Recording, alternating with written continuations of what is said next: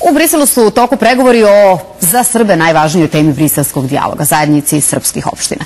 Reč je o sporazumu koji nije sproveden 3,5 godine posle potpisivanja. Odgovornost bi trebalo da snosi Priština, posebno pošto je Beograd u nedelju prihvatio sporazum o telekomunikacijama. Ali da li je tako? Čestitke jednoj i drugoj strani, kaže nemački ambasador, ali ključna reč je implementacija. Rok za sprovođenje dogovora o pozivnom broju i pravima Telekoma Srbija na Kosovu je 3. decembar. Očekujem da sporazum o telekomunikacijama u potpunosti bude sproveden početkom decembra i očekujem da sada na toj osnovi bude ostvaren i napredak kada je reč o drugim sporazumima koji su već postignuti i koji moraju biti sprovedeni. Tu posebno mislim na sporazum o zajednici srpskih opština, vrlo važnom elementu normalizacije odnosa. Također mislim i na sporazum o energetici.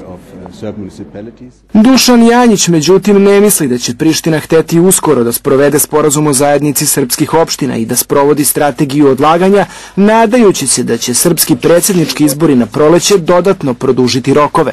Srbija nema strategiju kako će pregovarati i naravno da je sada došao neki moment zastoja gdje su sve strane zadovoljne se bilo šta dobro, a ovo je važan sporazum, ali je sve odloženo za 2 godine, 3 godine. Nema ništa što stupa od 1. januara.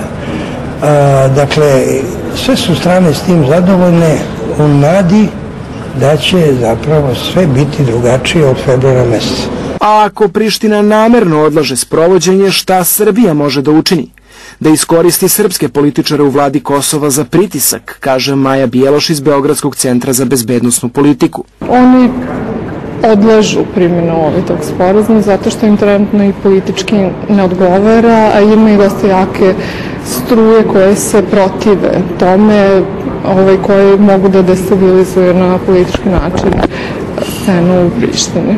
Iako je sprovedeno manje od 30% dogovora iz Brisela, zapravo je pravi uspeh sporazuma ovo. Mladići i devojke iz Prištine normalno dolaze u Beograd na seminare, konferencije i druženja, isto je i u suprotnom smeru. Nezamislivo pre sporazuma. Petar Gajić, Prva televizija.